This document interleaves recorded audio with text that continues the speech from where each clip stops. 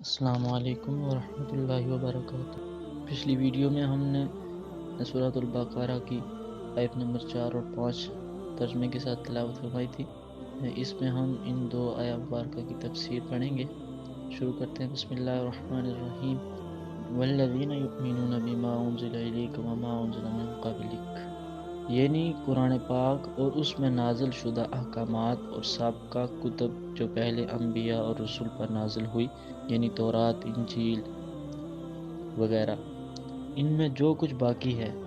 یہاں پر اللہ تعالیٰ نے آپ علیہ الصلاۃ والسلام سے پہلے کا ذکر کیا ہے، بعد کا نہیں۔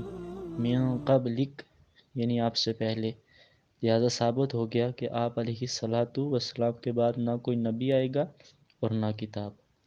وَبِالْآخِرَةِ هُمْ یوقنون، آخرت پر مکمل یقین رکھتے ہیں کہ ہر ذی روح نے قیامت کو مرنا ہے اور پھر اٹھائے جانے کے بعد اپنی گزشتہ زندگی کے ہر لمحہ اور ہر حرکت کا حساب دینا ہے، اور ہر کوئی اپنے کیے کا بدلہ پائے گا۔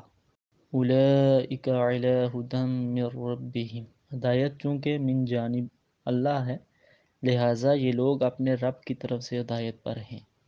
وَأُولَئِکَ هُمُ الْمُفْلِحُونَ، فلاح کے معنی کامیابی، چھٹکارے کے ہیں۔ ہم لوگ دنیاوی طور پر جسے مالدار اور صاحب اولاد، یعنی جس کے 6 یا 4 5 لڑکے ہوں، کام کاج کرتے ہیں۔